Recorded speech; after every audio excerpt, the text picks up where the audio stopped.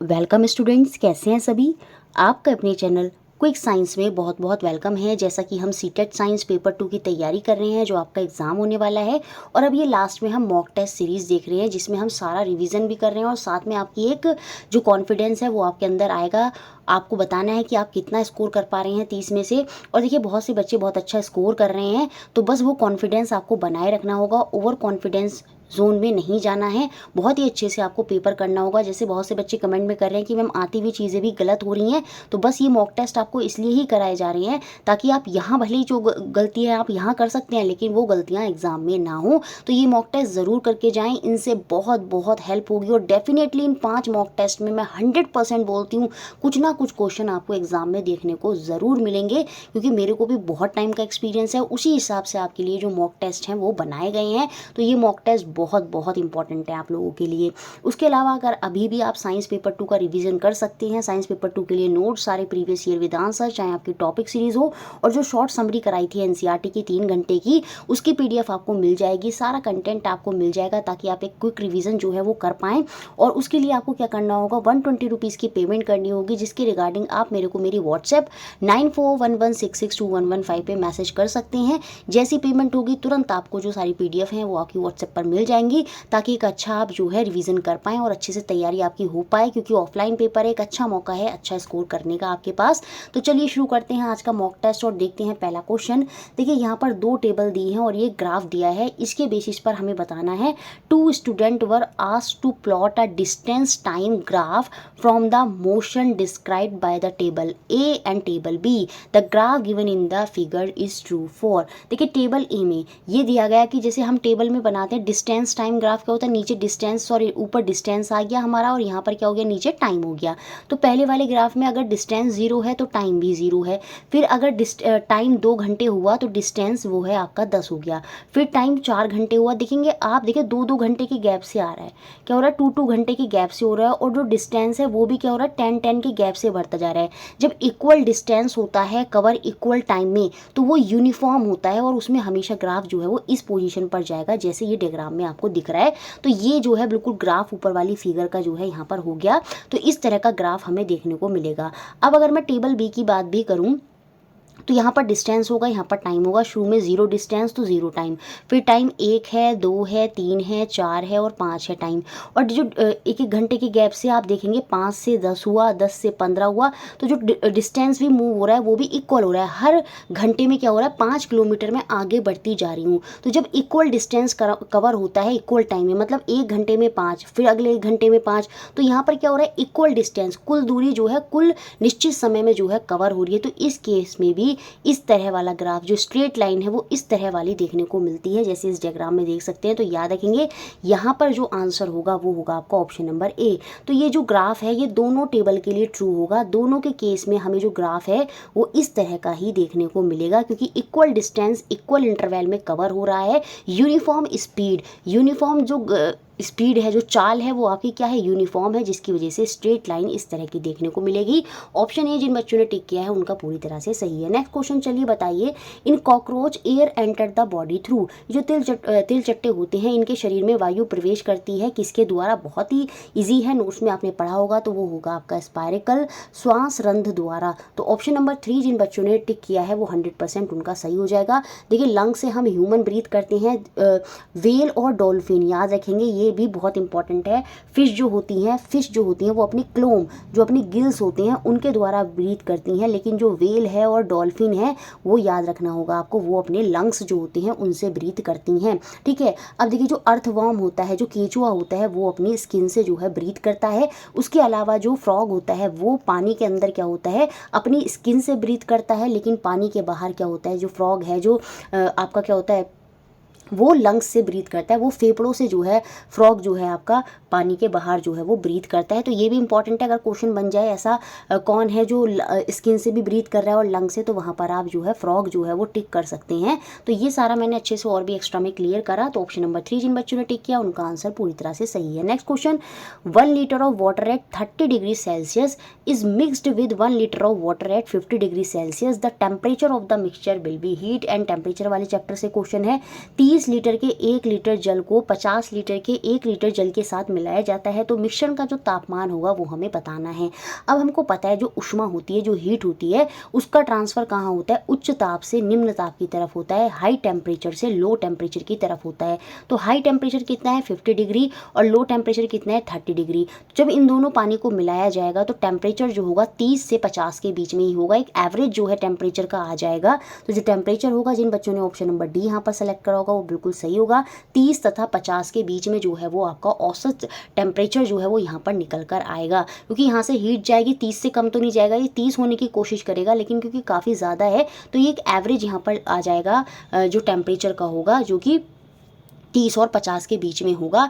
देखिए जब यहाँ पर क्या होता है, हीट का ट्रांसफ़र होता है हाई टेम्परेचर से लो टेम्परेचर की तरफ, तो जो गर्म बॉडी है उससे हीट निकलती है और जो कोल्ड बॉडी है वो अपनी तरफ क्या करती है, हीट को एब्जॉर्ब करती है।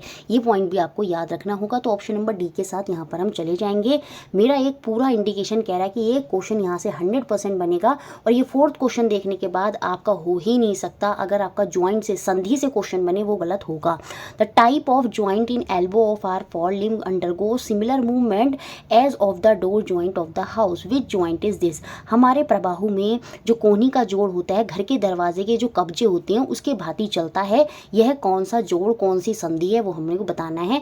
अब आपने हाथ देखा होगा, ये इस तरह से यहाँ पर ये आपकी कोहनी होती है, तो आप अपने हाथ को ऊपर ले जाते हैं, फिर वापस अपनी पोजीशन पर ले आते हैं। सेम ऐसे ही आप दरवाजे में भी तो करते हैं, दरवाजे को अंदर की तरफ लाते हैं, फिर बाहर कर देते हैं अंदर की तरफ। तो वो दरवाजे की तरह वाला जो मूवमेंट है, तो वो हमारी कहाँ देखने को मिलता है, तो वो यहाँ पर उस ज्वाइंट को जो हमारी किस में देखने को मिल रहा है, हमारी एल्बो जो हमारी कोहनी में है, वो यही ज्वाइंट देखने को मिलता है। तो ये क्या ज्वाइंट कहलाता है, ये कौन सी संधि कहलाती है, तो ये आपका हिंज ज्वाइंट होता है। जिन बच्चों ने ऑप्शन नंबर 3 टिक किया है उनका पूरी तरह से सही है। उसके अलावा हमारे शरीर में देखिए जहाँ 2 हड्डियाँ मिलती हैं, बेसिकली ज्वाइंट क्या है, जहाँ 2 हड्डियाँ, जो बोन्स होती हैं आपकी, जहाँ 2 बोन्स मिलेंगी वो वहाँ पर ज्वाइंट बनाती हैं। तो अलग अलग ज्वाइंट्स हमारी बॉडी में होती हैं। सिंपल आपको एग्जांपल्स याद रखने हैं और कुछ याद नहीं रखना। बॉल और सॉकेट ज्वाइंट, जैसे बॉल जो है एक सॉकेट के अंदर जाकर फिट हो गई तो वो हो गया आपका बॉल और सॉकेट ज्वाइंट। जिसके एग्जाम्पल आपको याद रखने हैं, जो हमारा शोल्डर है और जो हिप ज्वाइंट है, जो हमारे शोल्डर होते हैं, आप उसको देखेंगे घुमाएंगे तो ऐसा लगता है जैसे एक सॉकेट के अंदर बॉल फंसी हुई है और वो आसानी से घूम रही है। तो शोल्डर और हमारा जो हिप है उसमें बॉल और सॉकेट ज्वाइंट देखने को मिलते हैं। पाइवटल ज्वाइंट का क्वेश्चन काफ़ी बार बन जाता है। जो हमारी, ये देखिए, जो हमारा सिर है और ये हमारी नेक है, तो इन दोनों के बीच में जो ज्वाइंट, इन दोनों को जो जोड़ता है हमारे हेड और हमारी नेक को, तो वो कौन सा ज्वाइंट होता है, वो कौन सी संधि होती है, वो पाइवटल ज्वाइंट होता है। याद रखेंगे, बहुत ही इंपॉर्टेंट है, क्वेश्चन बन जाता है। नेक और हेड को जो ज्वाइंट करता है, इसमें क्या होता है, हम इधर की तरफ भी अपनी गर्दन को घुमा सकते हैं, इधर की तरफ और ऊपर की तरफ और नीचे की तरफ। तो ये होता है आपका पाइवटल ज्वाइंट। देखिए फिर आपका एक ग्लाइडिंग ज्वाइंट होता है जो हमारी एंकल और रिस्ट में देखने को मिलता है।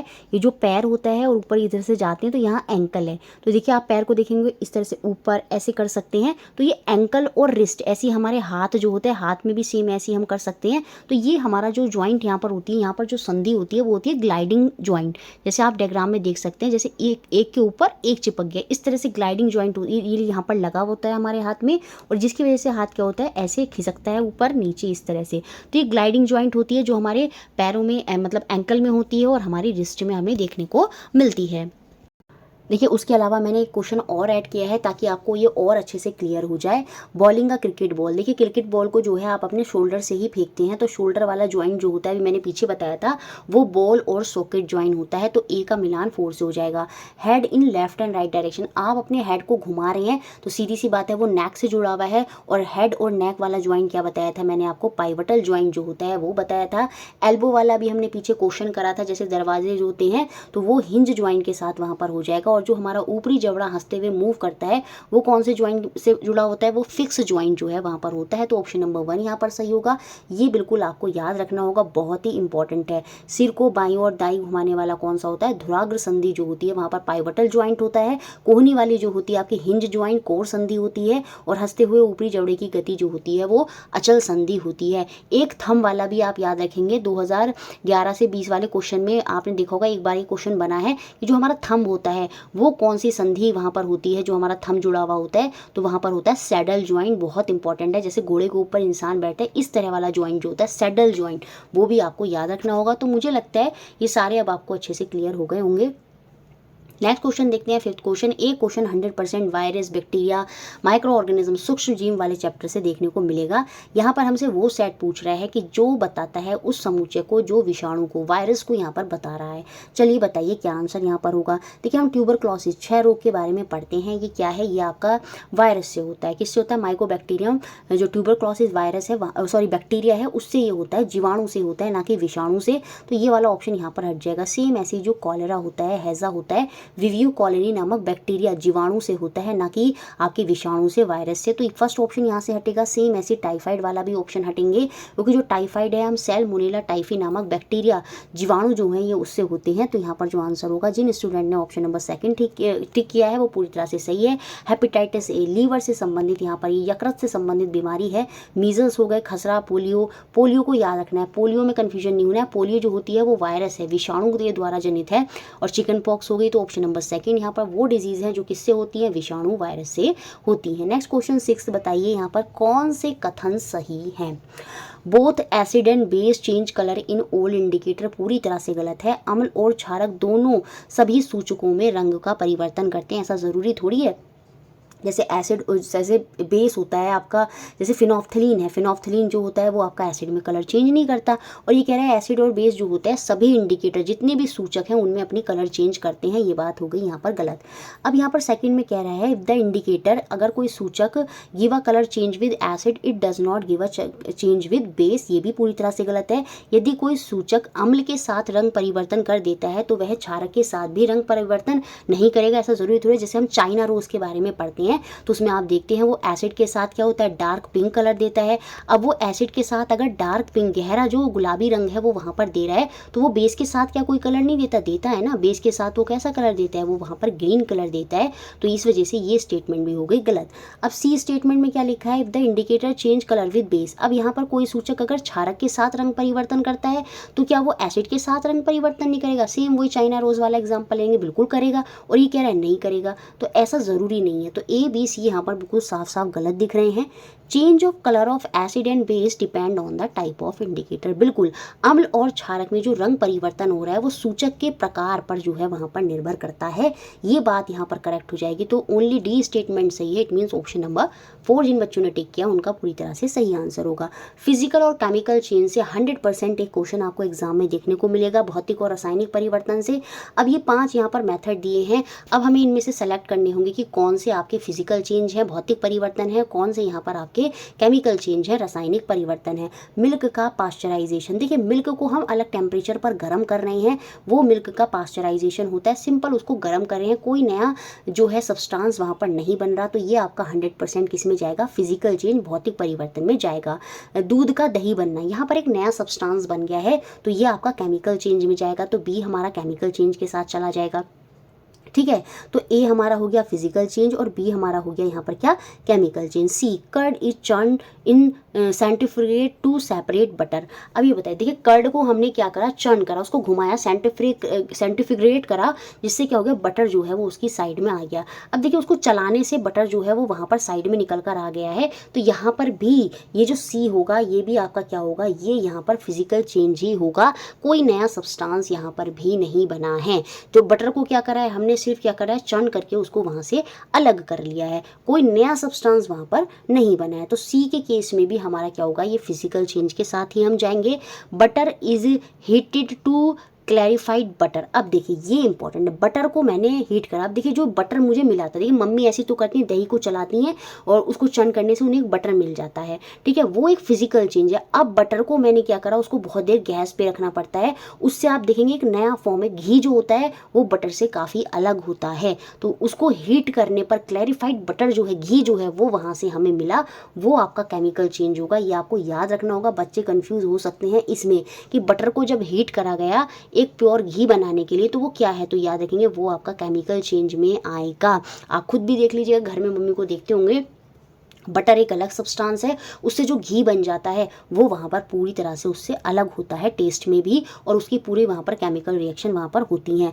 फिल्टर एंड पैक, कोई चीज़ को फिल्टर करा गया, पैक करा गया, तो वो तो यहाँ पर साफ साफ दिख रहा है फिजिकल चेंज है। तो ऑप्शन नंबर 4 जो है ऑफिशियल आंसर की में ही सही था, तो हम ऑप्शन नंबर 4 के साथ ही जाएंगे और ये हमारा आंसर होगा। दूध का पास्चराइजेशन, दही को अपकेंद्र कर कर मक्खन उससे सिर्फ अलग करा गया है, तो ये भी आपका भौतिक ही परिवर्तन है। सेम ऐसे ही छान कर पैक करना किसी चीज़ को, वो भी आपकी फिजिकल चेंज है, कोई नया सब्सटेंस वहाँ पर नहीं बना है। लेकिन मक्खन को गर्म करके जब हम स्वच्छ घी प्राप्त कर रहे हैं, याद रखेंगे वो आपका केमिकल चेंज में आता है। बाकी दूध से दही जमना वो तो केमिकल चेंज में है ही, तो ऑप्शन नंबर 4 यहाँ पर हमारा सही होगा। नेक्स्ट क्वेश्चन 8 देखिए, यहाँ पर 2 कॉलम दिए हैं, कॉलम 1 कॉलम 2। ये एनसीईआरटी का मैच द फॉलोइंग ही मैंने उठाया क्योंकि इस तरह के क्वेश्चन ही एग्जाम में बन जाते हैं, तो यहाँ हमें मैचिंग करनी है। चलिए बताइए क्या यहाँ पर आंसर होगा। देखिए पॉलिएस्टर, पॉलिएस्टर को बताइए यहाँ पर क्या होता है। देखिए पॉलिएस्टर जो होते हैं ये कपड़े में बनाने में यूज होते हैं। Fibre do not wrinkle easily, कपड़ों में आसानी से बल नहीं पड़ने देते ये जो पॉलिएस्टर होते हैं।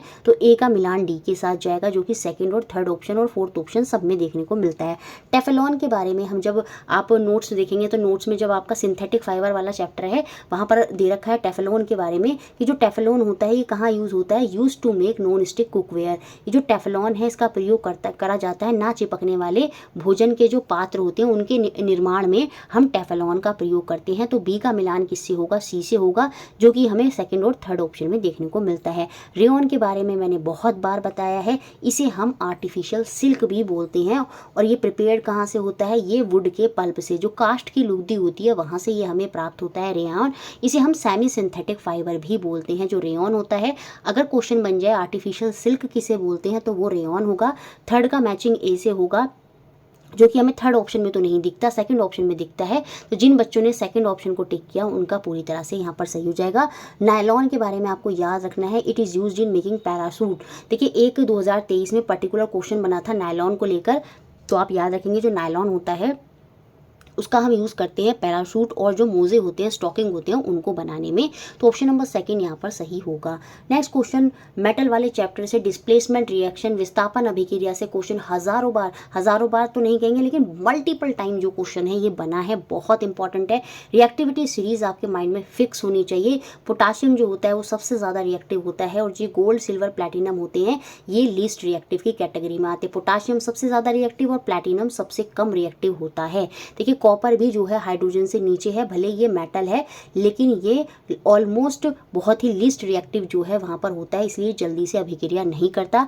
हाइड्रोक्लोरिक एसिड के साथ ये रिएक्शन नहीं करता, जबकि सल्फ्यूरिक एसिड जो गर्म सल्फ्यूरिक एसिड होता है उसके साथ ये रिएक्शन कर जाता है। ये बात भी आपको याद रखनी होगी। अब ये टेबल में ये बहुत इंपॉर्टेंट है। देखिए जिंक जो है ऊपर है किससे, आयरन से, इट मीन जिंक ज़्यादा रिएक्टिव है। आयरन से नीचे टिन है और टिन से नीचे लेड है, ये सब आपको याद रखने होंगे। तो ये पूरी रिएक्टिविटी सीरीज़ है, इस तरह से आपको याद रखनी है। फिलहाल ये रिएक्टिविटी सीरीज से क्वेश्चन नहीं है, मतलब उसमें XYZ देके हमसे क्वेश्चन पूछा है। अभी जो मेटल हमारा X है, अब यहाँ पर देखिए एक मेटल X है जो डिस्प्लेस कर देता है मेटल Y और Z को from their salt solution. Salt के सॉल्यूशन में एक Y पड़ा है और एक सॉल्ट के सॉल्यूशन में Z पड़ा है, और ये जो X है इसको Y को भी निकाल देता है और ये X जो है वो Z को भी निकाल देता है सॉल्यूशन में। और ये हमने बहुत बार पढ़ा है, वो तभी निकाल सकता है जब ये सिंगल मेटल जो है सॉल्यूशन में पड़े मेटलों से ज़्यादा रिएक्टिव होगा। तो यहाँ से हमें साफ क्लियर हो गया, X रिएक्टिव है किससे ज़्यादा, Y से भी, और X जो है वो ज़्यादा रिएक्टिव है किससे, Z से भी। अब यहाँ पर मेटल Y के बारे में बताया कि जो मेटल Y है ये डिस्प्लेस कर देता है W को फ्रॉम इट्स सॉल्ट सॉल्यूशन। ये जो Y है, अगर Y जो है ये किसी सॉल्यूशन में पड़े W को निकाल देता है, it means Y single metal जो है वो ज़्यादा रिएक्टिव है किससे, W से, तभी ये W को सॉल्ट के सॉल्यूशन से निकाल पा रहा है। बट यहाँ पर जो Z जो है डज नॉट डिस्प्ले W, ये जो Z है वो W को नहीं निकाल पा रहा है, इट मीन्स जो Z है वो W से ज़्यादा रिएक्टिव नहीं है। Z हमें यहाँ पर क्लियर हुआ वो सबसे कम रिएक्टिव है, तभी तो क्या हुआ, ये जो सिंगल Z है सॉल्यूशन में पड़े W को नहीं निकाल पा रहा, क्यों, क्योंकि सिंगल मेटल यहाँ पर ज़्यादा रिएक्टिव नहीं है। तो लीस्ट रिएक्टिव मेटल यहाँ पर हो गया Z। और क्वेश्चन में हमसे पूछा है कि मोस्ट और लीस्ट रिएक्टिव, जो सर्वाधिक और न्यूनतम अभिक्रियाशील धातु हैं वो हमें यहाँ पर बतानी है। तो मोस्ट रिएक्टिव तो हमें साफ साफ दिख रहा है वो X हो जाएगा, और सबसे कम रिएक्टिव जो है, सबसे कम अभिक्रियाशील जो है वो Z होगा। तो ऑप्शन नंबर 1 जिन बच्चों ने टिक किया है उनका पूरी तरह से यहाँ पर आंसर सही है। नेक्स्ट क्वेश्चन देखते हैं। विच of the following statement is incorrect, कौन सा कथन गलत है। ये बहुत माइंड में याद रखना है आपको कि सही पूछा है कि गलत पूछा है। Fossils fuels are obtained from dead remain of plants and animal, जीवाश्म ईंधन पौधों और जानवरों के मृत अवशेषों से प्राप्त होते हैं। ये बात बिल्कुल सही है। जीवाश्म ईंधन हो गया, आपका कोयला हो गया, पेट्रोलियम हो गया, ये हमें डेड रिमेन ऑफ प्लांट और एनिमल, जो पौधे और जानवरों के मृत अवशेष है वहाँ से हमें ये मिलते हैं। CNG is more polluting fuel then petrol, अभी आप देखते हैं सीएनजी को यूज़ पर ज़्यादा बल दिया जा रहा है। क्यों? क्योंकि वो लेस पॉल्यूटिंग है, किससे? पेट्रोल से। और यहाँ पर लिखा है कि सीएनजी जो होती है पेट्रोल की तुलना में अधिक प्रदूषणकारी है, ईंधन है, तो ये बात ही यहाँ पर गलत है। तो यहाँ पर हमसे गलत स्टेटमेंट ही पूछा था। जिन बच्चों ने ऑप्शन नंबर बी सेलेक्ट किया होगा उनका आंसर यहाँ पर पूरी तरह से सही है। Coke is almost the pure form of carbon, ये बिल्कुल याद रखना है। एनसीईआरटी में कोक के बारे में दिया है। ये जो कोक होती है बिल्कुल प्योर फॉर्म ऑफ कार्बन ही होती है। और ये जो कोलतार होता है मिक्सचर ऑफ वेरियस सब्सटेंस होता है, ये बात भी यहाँ पर सही है। इसका आप स्क्रीनशॉट खींच लेंगे। मैंने कोक, कोलतार और कोल गैस के बारे में बता दिया है जो एनसीईआरटी में दिया है। देखिए जो कोक होता है एक तो कोयले की फॉर्म होती है, ये कठोर होता है, और यहाँ पर लिखा है it is almost pure form of carbon. NCERT की बुक में साफ साफ लिखा है। अगर मैच द फॉलोइंग में भी आ जाए, पूछ लिया जाए कौन है प्योरेस्ट फॉर्म ऑफ कार्बन, तो याद रखेंगे कोक, वहाँ पर आप टिक कर देंगे। अब एक क्वेश्चन ये भी बन जाता है, मैन्युफैक्चरिंग ऑफ स्टील, स्टील के इस्पात के निर्माण में किसका प्रयोग किया जाता है? तो इस्पात के निर्माण में भी जो कोक होता है इसका प्रयोग किया जाता है। उसके बाद अगर मैं कोलतार की बात करूं तो देखिए यहाँ पर लिखा है it is the mixture of about 200 substances, तो बहुत सारे सब्सटेंसेस का मिक्सचर होता है आपका कोलतार। ये लिक्विड फॉर्म में गाढ़ा पदार्थ होता है और ये अनप्लीजेंट जो है इसकी स्मेल होती है। इसका हम ड्रग्स वगैरह में, सिंथेटिक डाई जो होते हैं, परफ्यूम, प्लास्टिक, पेंट, इन सब में यूज़ करते हैं किसका? कोलतार का। ये क्वेश्चन काफ़ी बार बनता है कि नैप्थलीन की बॉल को भगाने के लिए, उसमें मौत वगैरह को, कीड़ों को भगाने के लिए ये जो नैप्थलीन बॉल होती हैं वो किसकी बनी होती है? वो भी कोलतार की जो है, ऑब्टेन्ड फ्रॉम कोलतार, कोलतार से ही प्राप्त होती हैं। पहले टाइम पे कोलतार का यूज़ करा जाता था रोड्स वगैरह बनाने में, लेकिन आजकल के डे में जो पेट्रोलियम का एक प्रोडक्ट होता है बिटुमेन, तो पेट्रोलियम का जो प्रोडक्ट है बिटुमेन, उसका प्रयोग करा जाता है इंस्टेड ऑफ कोलतार, जो रोड्स होती हैं उनको बनाने में। तो ये कोलतार के बारे में है। कोल गैस जो होती है, देखिए जब हम कोयले से कोक बना रहे होते हैं, जब हम कोयले से कोक बना रहे होते हैं उस प्रोसेस के दौरान जो गैस उत्पन्न होती है वो होती है आपकी coal gas. It is obtained during the process of coal to get coke, coal से जब हम क्या बना रहे हैं? कोक बना रहे हैं, उस प्रोसेस के दौरान जो ऑब्टेन होती है गैस वो है आपकी कोल गैस। फ्यूल, ईंधन के रूप में वेरियस इंडस्ट्रीज वगैरह जो होता है वहाँ पर इसका प्रयोग करा जाता है। तो तीनों मैंने आपको बता दिए हैं, प्लीज़ इनको अच्छे से ध्यान रखिएगा। नेक्स्ट क्वेश्चन 11 क्वेश्चन, प्रोटीन के टेस्ट फूड का जो होता है वो बहुत इंपॉर्टेंट है क्वेश्चन है।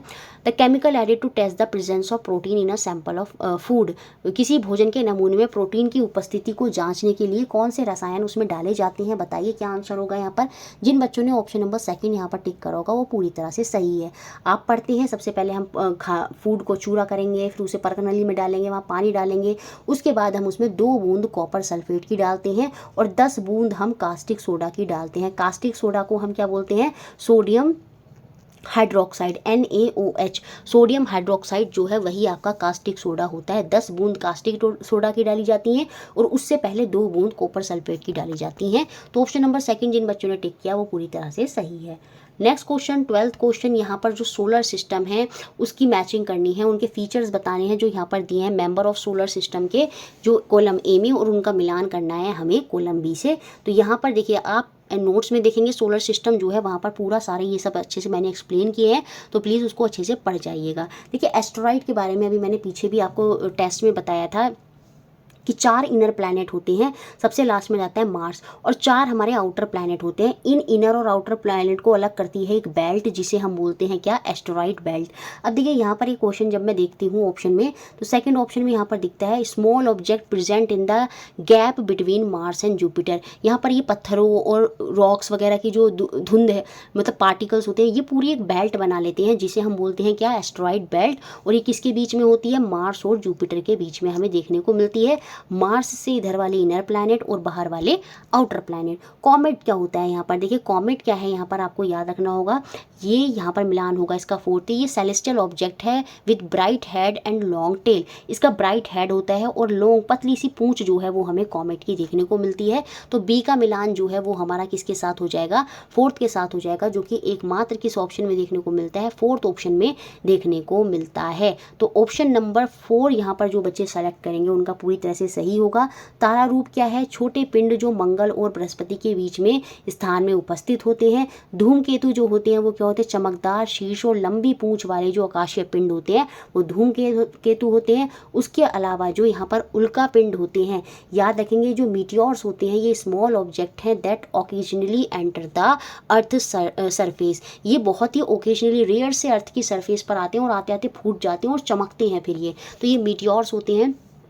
छोटे पिंड जो कभी कभी पृथ्वी की वायुमंडल में प्रवेश कर जाते हैं वो आपके उल्का पिंड है। तो सी का मिलान फर्स्ट से होगा। और उपग्रह क्या होता है? ये तो बहुत ईजी है। पिंड जो पृथ्वी के चारों ओर नज़दीकी दूरी पर चक्कर लगाते हैं वो आपके आर्टिफिशियल सैटेलाइट होते हैं। Object that revolve around the earth as much closer distance. तो यहाँ पर जिन बच्चों का मिलान ऑप्शन नंबर 4 के साथ मैच करेगा उनका आंसर यहाँ पर ठीक होगा। Next question, the rate of evaporation is inversely proportional to. वाष्पन की दर व्युत्क्रमानुपाती है, इनवर्सली प्रोपोर्शनल है, ये हमें बताना है। देखिए वाष्पन आपने देखा होगा, इवेपोरेशन क्या होता है? पानी का भाप बनकर निकलना। अब आपने देखा होगा जब आप छत पर कपड़े डालते हैं तो आप कपड़े फैला फैला कर डालते हैं। क्यों डालते हैं? क्योंकि आप वहाँ पर उनका एरिया बढ़ा देते हैं। फैला फैला कर डालने से क्या होता है? एरिया बढ़ जाता है, जिसकी वजह से वाष्पन की जो दर होती है, इवेपोरेशन की दर जो है वो बढ़ जाती है और कपड़े जल्दी सूखते हैं। तो सरफेस एरिया तो डायरेक्टली प्रोपोर्शनल है, इनवर्सली नहीं है, डायरेक्टली। जितना ज़्यादा सरफेस एरिया आप बढ़ाएंगे कपड़ों को, जितना आप फैला फैला कर डालेंगे कपड़े उतनी ही जल्दी सूखेंगे, क्योंकि रेट ऑफ इवेपोरेशन वहाँ बढ़ जाएगी।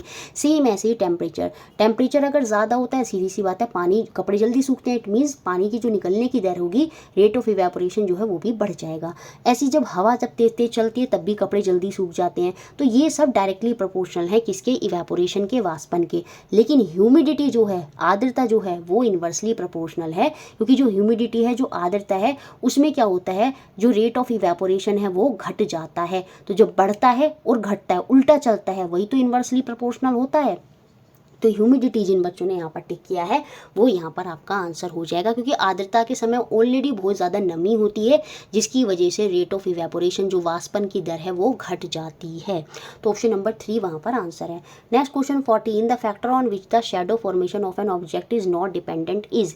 वह कारक जिस पर प्रतिबिंब का निर्माण, जो किसी वस्तु के प्रतिबिंब का निर्माण निर्भर नहीं करता, वो हमें बताना है। शैडो, छाया के बारे में, कि छाया किस पर निर्भर नहीं करती है। देखिए छाया निर्भर नहीं करती है कलर ऑफ द ऑब्जेक्ट पर, वस्तु के रंग पर। वस्तु का रंग क्या है उससे मैटर नहीं करता है। छाया हमेशा ही, जो शैडो होती है वो हमेशा ही काली बनती है। तो ऑप्शन नंबर 4 यहाँ जिन बच्चों ने टिक किया है उनका आंसर यहाँ पर सही हो जाएगा। बाकी शेप, डिस्टेंस और पोजीशन, इन सब पर शैडो डिपेंड करती है। जैसे आपने देखा हो जब सूरज सिर के ऊपर होता है तो शैडो बिल्कुल जस्ट नीचे होती है, सबसे कम होती है। तो इस तरह से डिस्टेंस और पोजीशन पर शैडो डिपेंड करती है, शेप पर डिपेंड करती है। लेकिन कलर जो होता है शैडो का, उस कलर जो होता है ऑब्जेक्ट का, उस पर शैडो निर्भर नहीं करती। कलर कुछ भी हो, शैडो हमेशा ही ब्लैक बनेगी, काली जो है वहाँ पर बनेगी। नेक्स्ट क्वेश्चन 15 यहाँ पर मैच करने हैं। मेटल और नॉन मेटल की कुछ प्रॉपर्टीज दी हैं, कुछ उनके बारे में बताया गया है और उनसे हमें उनका मिलान करना है। आप अपने माइंड में सोच लीजिए, मिलान बना लीजिए यहाँ पर, क्योंकि जो आंसर है वो यहाँ पर लिखे हैं। तो आप अपने अकॉर्डिंग पहले मिलान बना लीजिए और फिर उस आंसर से आप मैच कर लीजिएगा। A non metal that exist in 2 form, एक अधातु जो 2 रूपों में पाई जाती है, सीधी सी बात है वो कार्बन होती है। तो एक ही मैचिंग यहाँ पर होगी किससे? थर्ड से। जिन बच्चों की एक ही मैचिंग थर्ड से जा रही है तो वो वाले ऑप्शन पर हम जाएंगे। A non metal which is liquid at room temperature, बहुत बार पढ़ते हैं, नोट्स में भी लिखा है। अधातु जो कमरे के तापमान पर द्रव होता है वो आपका ब्रोमीन होता है। अधातु की जगह अगर खाली मेटल होता अभी तो वो वहाँ पर आंसर हो जाता मरकरी हो जाता है। लेकिन नॉन मेटल पूछा है, अधातु पूछा है, तो वो क्या होता है? आपका ब्रोमीन होता है, जो द्रव अवस्था में पाया जाता है, एकमात्र अधातु। तो बी का मिलान 4 से होगा और ए का मिलान 3 से। ऐसा ऑप्शन अगर हम देखें तो सिर्फ एकमात्र ऑप्शन दिखता है, ऑप्शन नंबर 4। तो ऑप्शन नंबर 4 यहाँ पर हमारा आंसर होगा। बाकी और भी हम देख लेते हैं। A metal which is a constituent of brass and bronze, तो वो हो जाएगा आपका कॉपर। एक ऐसा धातु जो पीतल और कांसे का घटक है तो वो हो जाएगा आपका copper. A non metal used in the disinfecting water, पानी को शुद्ध रोगामुक्त करने के लिए हम किसका प्रयोग करते हैं? किस अधातु का प्रयोग करते हैं?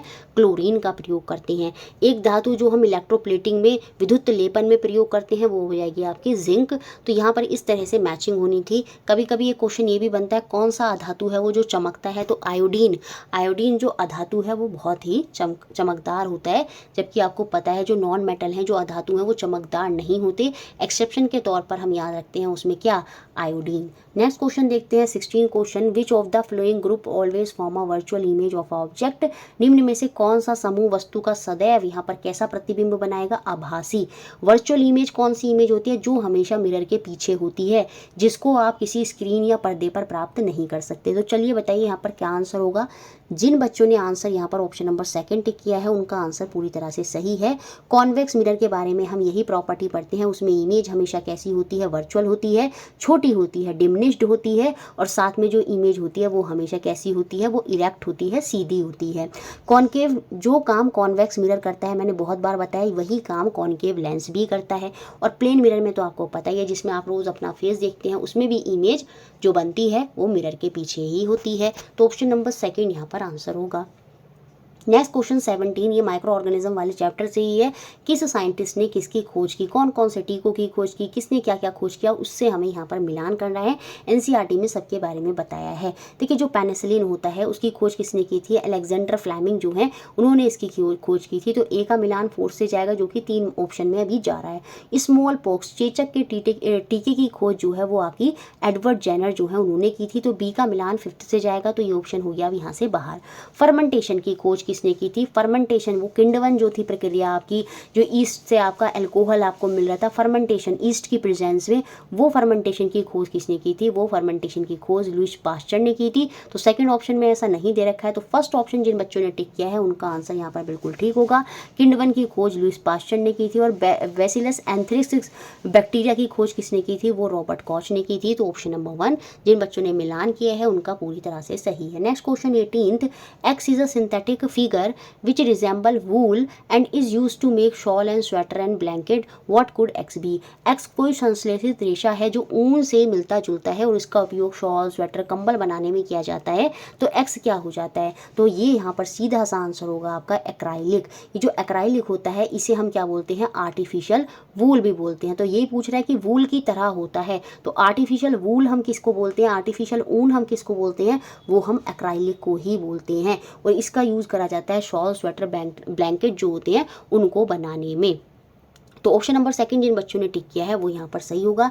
रेयॉन के बारे में अभी हमने पीछे भी देखा था, ये सेमी सिंथेटिक फाइबर होता है, सेमी सिंथेटिक तंतु होता है जिसका प्रयोग किया जाता है कि जो बनता है हमें मिलता कहाँ से, वुड के पल्प से, कास्ट की लुगदी से, और इसे हम आर्टिफिशियल सिल्क कृत्रिम रेशा जो है वो भी हम बोलते हैं किसको, रेयॉन को। कभी कभी क्वेश्चन ये बन जाता है कि जो नायलॉन है, जैसे नायलॉन को पैराशूट और हमने देखा था स्टॉकिंग में बनाने में यूज़ करा जाता है, तो ये जो नायलॉन है ये कहाँ से प्राप्त होता है, किसका प्रोडक्ट है, तो याद रखेंगे ये जो नायलॉन होता है ये, और ये जो पॉलिएस्टर होता है ये किसके प्रोडक्ट हैं, ये पेट्रोलियम के जो होते हैं बाय प्रोडक्ट होते हैं। तो कभी कभी क्वेश्चन बना है कि नायलॉन किससे प्राप्त हो, पेट्रोलियम के बाय प्रोडक्ट हैं ये आपके। तो ये भी बहुत इंपॉर्टेंट पॉइंट है जो आपको याद रखना होगा। तो फिलहाल आंसर क्या है यहाँ पर, ऑप्शन नंबर 2। नेक्स्ट क्वेश्चन देखते हैं 19 question, which of the flowing set comprise liquid which are good conductor of electricity. Most important question की कैटेगरी में है, इलेक्ट्रिसिटी वाले चैप्टर से है। वो समुच्चयों को पहचानिए जो विद्युत के अच्छे चालक हैं, ठीक है, जिनमें से H+ आयन जो है वो रिलीज होंगे,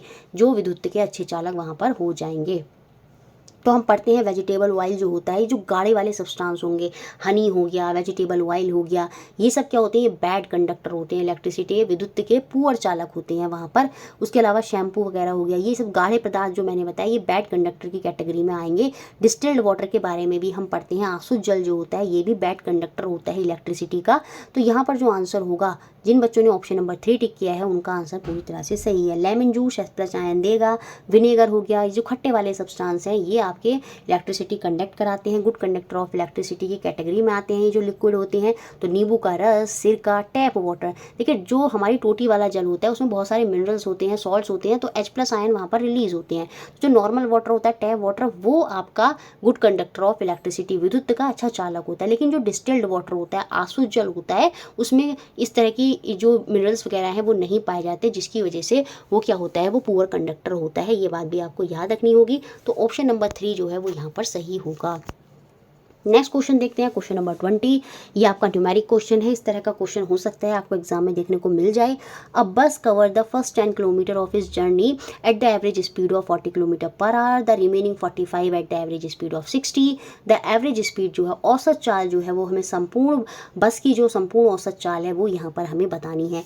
एवरेज स्पीड का फॉर्मूला मैंने आपको बहुत बार बताया है, total distance upon total time, कुल दूरी बटे कुल समय। तो कुल दूरी देखिए यहाँ पर शुरू में जो है बस जो है शुरू में 10 किलोमीटर चली है और बाद में 45 किलोमीटर चली है। तो टोटल डिस्टेंस मुझे यहाँ पर पूरी तरह से क्लियर है कि 55 जो है वो मेरा यहाँ पर टोटल डिस्टेंस है। अब मैं टाइम और निकाल लूँगी। देखिए शुरू में बस जो है 10 किलोमीटर जाती है कितनी की स्पीड से, कितनी की चाल से, 40 किलोमीटर पर आवर की चाल से।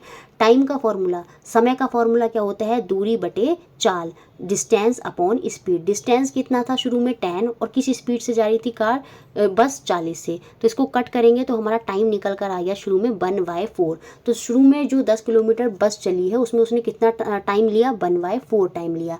और बाद में ये जो 45 डिस्टेंस कवर किया कितनी स्पीड के साथ, 60 की स्पीड के साथ।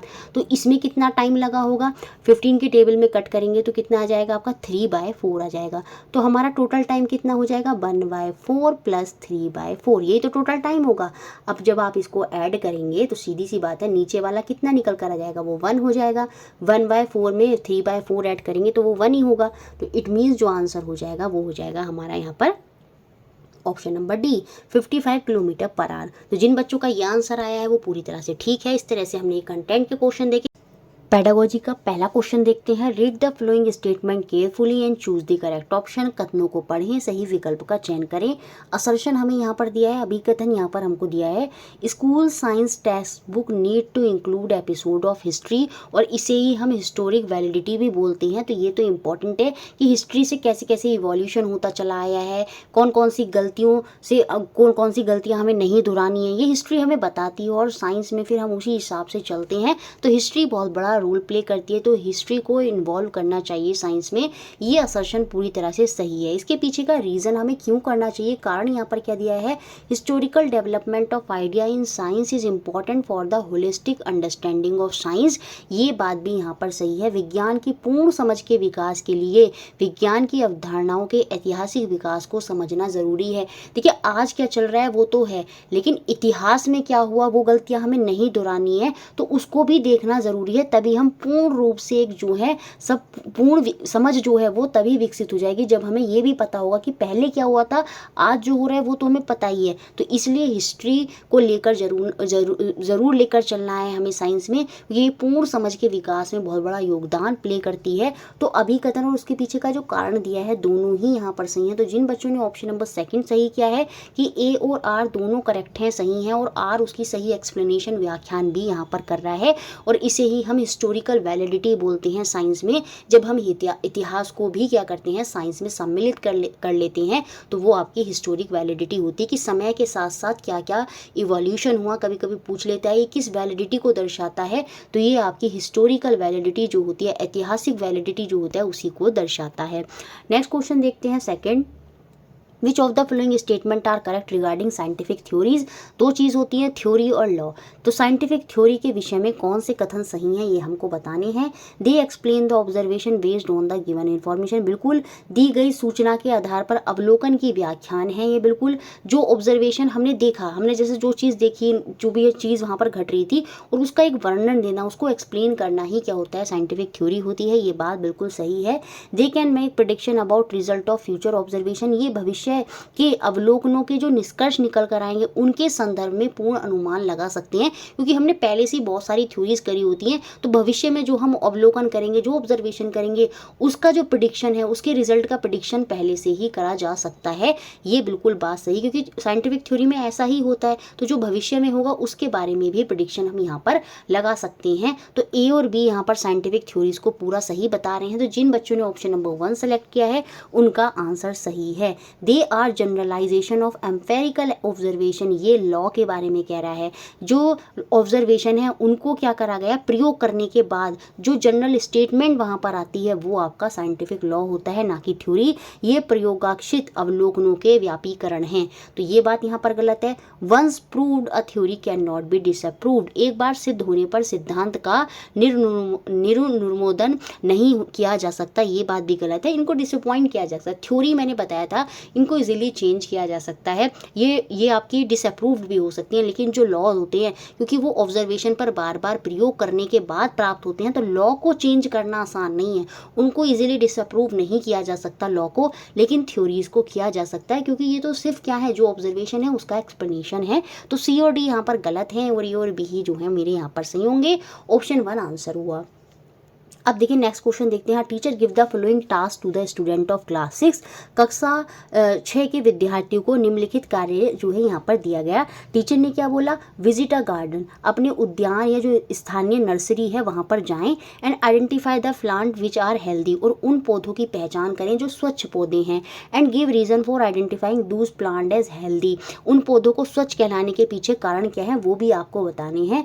विच process skill are being promoted in this activity, उस क्रियाकलाप में कौन से प्रक्रिया कौशलों को प्रोत्साहित किया जा रहा है, ये हमें यहाँ पर बताना है। देखिए विजिट कर रहे हैं गार्डन में, प्लांट को आइडेंटिफाई कर रहे हैं, देख रहे हैं, तो ऑब्जर्वेशन तो पक्का होगी, तो ऑब्जर्वेशन पक्का होगी तो ये दोनों ऑप्शन हो गए यहाँ से बाहर। तो ऑब्जर्विंग तो बच्चे कर रहे हैं, और उसके बाद क्या कर रहे हैं, टीचर ने बोला भी है कि फिर बताइए कि कौन से जो पौधे हैं वहाँ पर हेल्दी हैं और उनके पीछे का कारण क्या है वो भी बच्चों को लिखना है। तो उनको पूरा प्रॉपर डिफाइन भी करना है, तो डिफाइनिंग ऑपरेशनली भी यहाँ पर आ जाएंगे। तो वो अवलोकन करना और परिचालन परिभाषित करना जो है यहाँ पर स्किल जो है वो डेवलप हो रही हैं। तो ऑप्शन नंबर 1 जो है वो यहाँ पर आंसर हो जाएगा। Next question 4, which of the following illustrate assessment for learning in science, निम्न में से क्या विज्ञान के संदर्भ में अधिगम के लिए आकलन को दर्शाता है। देखिए असेसमेंट फॉर लर्निंग में हम पढ़ते हैं, सीडीपी में भी आप पढ़ते होंगे, हम बच्चे का आकलन जो है बीच बीच की जो गतिविधियां होती हैं उनके माध्यम से करते रहते हैं। जैसे कोई लेबोरेटरी वर्क हो रहा है, उसमें हम देख रहे हैं बच्चे, जैसे बच्चे की क्या कमी है, बच्चा एक्सपेरिमेंट तो कर रहा है लेकिन वो प्रश्नावली को सही से नहीं पकड़ पा रहा, कहीं ना कहीं मतलब कुछ ऐसी चीज़ें हैं जो बीच बीच के कार्य के दौरान ही हम बच्चे की कमियों को करते रहते हैं, तो वो असेसमेंट फॉर लर्निंग है। वो आकलन कैसे हो सकते हैं, अगर आप इन्वेस्टिगेटरी प्रोजेक्ट दे रहे हैं, अनुसंधानिक प्रयोजन करवा रहे हैं, फील्ड ट्रिप पे लेके जा रहे हैं, तो असेसमेंट फॉर लर्निंग जो है सेशन के बीच में होता रहता है, वहीं पर हम कमियां पता करते रहते हैं और उनको दूर करते रहते हैं। टीचर जो है बच्चे को ऑब्जर्व करता है, देखता है, तो वो असेसमेंट फॉर लर्निंग है, बीच बीच में ही कमियों को बताना। तो इन्वेस्टिगेटरी प्रोजेक्ट के माध्यम से इससे हम असेसमेंट ऑफ लर्निंग जो है वो साइंस में बच्चे की कर सकते हैं। देखिए एनुअल एग्जाम जो होते हैं ये सारी चीज़ें किस में जाती है, असेसमेंट ऑफ लर्निंग में जाती है। और असेसमेंट फॉर लर्निंग को ही हम फॉर्मेटिव असेसमेंट भी बोलते हैं। क्या बोलते हैं, फॉर्मेटिव असेसमेंट भी बोलते हैं। और असेसमेंट ऑफ लर्निंग को हम सबमिटिव असेसमेंट बोलते हैं, जो टर्म के एंड में होता है, जैसे एनुअल एग्जाम हो गए। तो क्या है, असेसमेंट ऑफ लर्निंग जब हमने बच्चे का बाद में क्या करा, एक टेस्ट वगैरह जो है वो करा लिया, लेकिन बच्चे के बीच बीच में अगर हम आकलन कर रहे हैं तो वो असेसमेंट फॉर लर्निंग हो जाता है। और एक होता है असेसमेंट एज लर्निंग, जिसमें बच्चे क्या करते हैं, अपना खुद से आकलन करता है। स्वत आकलन जो होता है, सेल्फ असेसमेंट, क्रिटिकल थिंकिंग, अपनी ही कमियों को खुद से जानना, अपने अंदर देखना, वो है असेसमेंट एज लर्निंग। तो यहाँ पर आंसर होगा ऑप्शन नंबर 2। जिन बच्चों ने टिक किया उनका पूरी तरह से सही है। नेक्स्ट क्वेश्चन, एक क्वेश्चन पूरी उम्मीद है जेंडर के ऊपर आपको मिले, बहुत इजी क्वेश्चन होता है, 1 नंबर पक्का करेगा आपका। असर्शन, अभिकथन क्या है, gender play an important role in achievement in science, विज्ञान की उपलब्धियों में जेंडर की महत्वपूर्ण भूमिका है। देखिए ये स्टीरियोटाइप थॉट है, ऐसा कुछ नहीं है, जेंडर कोई मैटर नहीं करता, गर्ल हो बॉय हो, किसी ने भी कुछ भी अगर खोज की है तो वो एक बस अचीवमेंट है साइंस में, इससे मैटर नहीं करता कि जेंडर बहुत बड़ा रोल प्ले करता है कि नहीं लड़की ही करेगी पर्टिकुलर लड़का, तो जेंडर कोई बहुत बड़ा रोल प्ले नहीं करता इन अचीवमेंट ऑफ साइंस। पूरी तरह से ये बात क्या है, गलत है, असर्शन गलत है। The information processing strategies are different for boys and girls, फिर से ये चीज़ गलत कर रहा है। हम समावेशी शिक्षा जो होती है वो यही कहती है कि सबको एक साथ लेकर चलना है, तो लड़के लड़की वहाँ पर अलग नहीं होंगे। तो ये तो बिल्कुल स्टीरियोटाइप दिखाता है, जेंडर को मतलब गलत प्रेजेंट कर रहा है, तो कारण भी यहाँ पर गलत है, दोनों ही गलत हो जाएंगे। तो जिन बच्चों ने ऑप्शन नंबर 4 टिक किया है उनका आंसर पूरी तरह से सही है। Next question, which of the following is not align with the recommendation of NCF 2005 regarding science education at upper primary stage. आपसे निगेटिव पॉइंट पूछ रहा है कि कौन सा रिकमेंडेशन नहीं दिया है एनसीएफ 2005 ने, जो उच्च प्राथमिक, जो ये हमारी अपर प्राइमरी स्टेज होती है।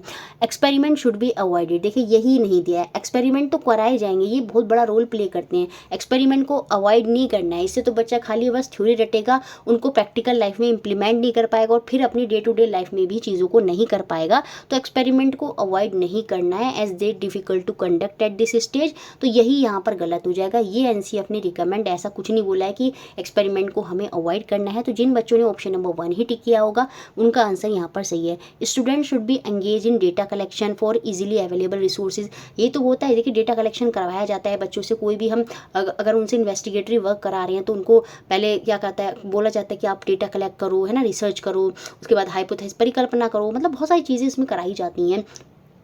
तो ये इंपॉर्टेंट है। There should be emphasise on the process skill पर, मतलब ये नहीं देखना रिजल्ट क्या आ रहा है, बच्चा कर क्या रहा है, उसने क्या स्टेप फॉलो करे, वो इंपॉर्टेंट है। प्रोसेस स्किल पर बल दिया जाता है। Practical knowledge about local specific technology should be included. Practical knowledge, स्थानीय विशिष्ट तकनीकों के बारे में व्यवहारिक ज्ञान को सम्मिलित करना, ये सब पॉजिटिव पॉइंट है। तो पहला ही यहाँ पर क्या होगा, निगेटिव होगा। प्रयोगों से बचना चाहिए क्योंकि इस स्तर पर उन्हें कराना कठिन है। तो ये ऐसा कोई एनसीएफ 2005 के द्वारा नहीं दिया गया है, तो ये हो गया हमारा गलत। नेक्स्ट क्वेश्चन, एक ओपन एंडेड क्वेश्चन से क्वेश्चन बनने के पूरे चांसेस हैं। आपसे पूछेगा कि कौन सा खुले सिरे वाला प्रश्न है, वो हमें बताना है। खुले सिरे वाला प्रश्न वो होता है जहां पर मल्टीपल आंसर आते हैं, जिसका कोई एक पर्टिकुलर आंसर नहीं होता। जैसे मैंने बोला what is the capital of India, तो सारे बच्चों ने आंसर दिया दिल्ली, तो वो क्या है, वो क्लोज एंडेड क्वेश्चन है, एक पर्टिकुलर आंसर आया। लेकिन जब मल्टीपल आंसर आते हैं, अलग अलग आंसर आते हैं, तो वो होता है ओपन एंडेड क्वेश्चन, जहाँ पर सोच कर जवाब देना होता है। अपने मन में जो आइडिया है वो हम बता रही हैं, तो वो है ओपन एंडेड खुले सिरे वाला प्रश्न। What is the difference between sliding and rolling, सीधा सा बुक में लिखा होगा, बच्चे उसी को देखकर बता देंगे, तो क्लोज एंडेड है। डू ऑब्जेक्ट मूव, देखिए जब भी यस या नो का आंसर आता है वो भी आपका क्लोज एंड में ही चला जाता है, क्योंकि एक पर्टिकुलर आंसर वहां पर आएगा, तो ये भी हट जाएगा। How does the streamline shape of a boat help in motion, किसी नाव की जो रेखीय धारा आकार है उसकी गति में जो है मदद प्रदान करती है, तो ये भी एक पर्टिकुलर आंसर वहां पर होगा। लेकिन जब भी कोई ऐसा पूछा जा रहा है जो चीज़ नहीं है वो होने करवाई जा रही है, जैसे what would happen if the force of the friction cease to exist, क्या होगा यदि घर्षण बल का अस्तित्व ना हो, तो बच्चे वहां पर कहेंगे अरे, जब टीचर ने समझा दिया घर्षण फ्रिक्शन, तो बच्चे कहेंगे कार तो कभी रुकेगी नहीं, हम चलते हैं हम नहीं रुकेंगे, पेन से लिख रहे हैं तो वो रुकेगा नहीं। तो सीधी सी बात है, फ्रिक्शन बहुत इंपॉर्टेंट, वहाँ पर मल्टीपल आंसर आएंगे, क्या होगा, क्या कर दिया जाए, इस तरह के क्वेश्चन ओपन एंडेड होते हैं। तो जिन बच्चों ने ऑप्शन नंबर 4 टिक किया है उनका आंसर पूरी तरह से सही है। नेक्स्ट क्वेश्चन देखते हैं 8, विच of the following statement best describe the statement science is tentative. हम विज्ञान के नेचर के बारे में पढ़ते हैं कि विज्ञान कैसी है, परखशील है, विज्ञान जो है परिवर्तित होती रहती है, टेंटेटिव है, अस्थायी है विज्ञान। तो इस कथन की सही व्याख्यान क्या करता है, देखिए विज्ञान अस्थायी है, टेंटेटिव इसलिए है क्योंकि विज्ञान में परिवर्तन, डेवलपमेंट जो है वो होते रहते हैं। तो ये स्टेटमेंट इसको बताता है कि विज्ञान क्या है, विज्ञान विकासशील है, इसमें विकास होते रहते हैं, इसलिए हम विज्ञान को स्थायी ना कहकर अस्थायी कहते हैं, परिवर्तन इसमें हमेशा होते रहते हैं क्योंकि साइंस इज डेवलपमेंटल। तो ऑप्शन नंबर 1 जिस बच्चों ने टिक किया है उनका आंसर पूरी तरह से सही है। Next question 9, which of the following question is best suited to develop deductive reasoning in the student. देखिए दो तरह की रीजनिंग होती है, एक होती है इंडक्टिव। इंडक्टिव में क्या होता है, पहले हम एग्जाम्पल देते हैं फिर हम क्या होता है जो कॉन्सेप्ट होता है वो बताते हैं। लेकिन जो डिडक्टिव रीजनिंग होती है पहले उसमें हम कॉन्सेप्ट बताते हैं और फिर हम जो है एग्जाम्पल की तरफ जाते हैं। तो अब हमें यहाँ पर डिडक्टिव रीजनिंग जो है उसी को लेकर यहाँ पर बेस्ट क्वेश्चन बताना है। निम्न में से कौन सा प्रश्न छात्रों में निगमनात्मक तर्क विकसित करने के लिए उपयोगी है। तो निगमनात्मक तर्क में क्या होता है, पहले कॉन्सेप्ट बताएंगे फिर हम जो है बच्चे से कोई चीज़ पूछेंगे या कोई एग्जांपल जो है या कोई एक्टिविटी जो है उसको बाद में कराएंगे। Why does the diaphragm contract during inhalation. देखिए कोई क्वेश्चन पूछ रहे हैं, यहाँ पर कोई कॉन्सेप्ट नहीं बताया पहले, तो इसलिए डिडक्टिव में नहीं आएगा। सेम ऐसे ये वाला क्वेश्चन भी डिडक्टिव में नहीं आएगा। अब देखिए निगमनात्मक जो रीजनिंग है उसमें ये थर्ड ऑप्शन आ जाएगा, plant is a living organism. पहले हमने कुछ बच्चे को कॉन्सेप्ट कॉन्सेप्ट बता दिया कि प्लांट क्या है, plant is a living organism. तो फिर हम उससे कुछ पूछ रहे हैं कि डू प्लांट रेस्पायर, जब लिविंग ऑर्गेनिज्म बोल दिया तो हाँ भैया वो रेस्पायर करते हैं। तो पहले हमने यहाँ पर क्या करा, कोई स्टेटमेंट बता दी, कोई कॉन्सेप्ट बता दिया। जब पहले कोई कॉन्सेप्ट या स्टेटमेंट बता दी जाती है तो वो निगमनात्मक में आ जाती है। तो पादप जो हैं वो जीवित होते हैं। उसके बाद हम कोई क्वेश्चनिंग करें क्या पादप श्वसन करते हैं, तो वो यस हो जाएगा। तो ये ऑप्शन नंबर 3 जो है यहाँ पर निगमनात्मक तर्क को विकसित करना दिखा रहा है कि पहले कॉन्सेप्ट बताया, देन हम कोई क्वेश्चन या एग्जाम्पल जो है उसकी तरफ जाएंगे। तो ऑप्शन नंबर 3 जिन बच्चों ने टिक किया है उनका ये पूरी तरह से सही हो जाएगा। नेक्स्ट और लास्ट क्वेश्चन आज की क्लास का, A burning candle get put out after some time of being covered with a glass jar. Which of the following inference can be drawn from the above observation? एक जलती हुई मोमबत्ती एक कांच के जार से ढकने पर कुछ समय पश्चात बुझ जाती है। उपरोक्त अवलोकन से निम्न में से कौन से निष्कर्ष निकाले जा सकते हैं, ये हमें बताना है। अब देखिए ये हमने कैंडल रखी हुई थी इस तरह से, अब इसके ऊपर हमने ग्लास को ढक दिया, ये कैंडल क्या होगी, कुछ समय बाद बुझ जाएगी। तो इससे क्या निष्कर्ष निकल के आया, आप अपनी क्लास में एक्सपेरिमेंट कराते हैं और आप एज ए बच्चे हैं तो आपको क्या लगेगा, तो आप कहेंगे कि एयर का कांटेक्ट वहां पर खत्म हो गया, जिसकी वजह से क्या हुआ, कैंडल जो है वो बुझ गई। अब ये तो हमें पता है कि एक फ्लेम को जलने के लिए, एक आग को जलने के लिए ऑक्सीजन की ज़रूरत होती है। अगर ऑक्सीजन का संपर्क तोड़ दिया जाए, जो फायर एक्सटिंग्विशर होते हैं उनमें कार्बन डाइऑक्साइड ही होती है, वो ज़्यादा भारी होती है, तो वो क्या करती है, ऑक्सीजन के एक लेयर बन जाती है उसकी, वो ऑक्सीजन के संपर्क को तोड़ देती है और आग बुझ जाती है। तो यहाँ पर देखिए बच्चे को नहीं पता, बच्चा थोड़ी देख रहा है कि बच्चे को तो एयर पता है कि air is required for burning candle. अब उसको उस एयर में से ये थोड़ी पता है कि इतना अमाउंट का ऑक्सीजन है, वो ऑक्सीजन ने क्या करा, कैंडल को बुझा दिया। तो यहाँ से जो निष्कर्ष निकल कर आएगा इस ऑब्जर्वेशन से, जो बच्चों ने देखा, उस देखने से बच्चे ये नहीं कहेंगे कि oxygen is required for burning candle, वो तो सिंपल यही बोलेंगे कि मोमबत्ती को जलने के लिए वायु की आवश्यकता होती है। तो कौन सा निष्कर्ष निकल के आया इस ऑब्जर्वेशन से, ओनली ए। तो जिन बच्चों ने ये टिक किया है उनका आंसर पूरी तरह से सही है, क्योंकि ऑक्सीजन वहाँ पर पर्टिकुलर एयर में वो नहीं बता पा रहे, एयर तो मिक्सचर है सबका, ऑक्सीजन, नाइट्रोजन का, आर्गन का, ये सब कार्बन डाइऑक्साइड का। तो ऐसा थोड़ी होता है कि जब मैंने ग्लास ढका तो क्या पर्टिकुलर ऑक्सीजन ही बाहर हुई है। तो air is required for burning candle, ये यहाँ से निष्कर्ष निकल कर आया। तो ऑप्शन नंबर 1 यहाँ पर सही हो जाएगा। तो जिन बच्चों ने यहाँ पर जितना भी स्कोर किया है प्लीज़ वो कमेंट बॉक्स में बताएं।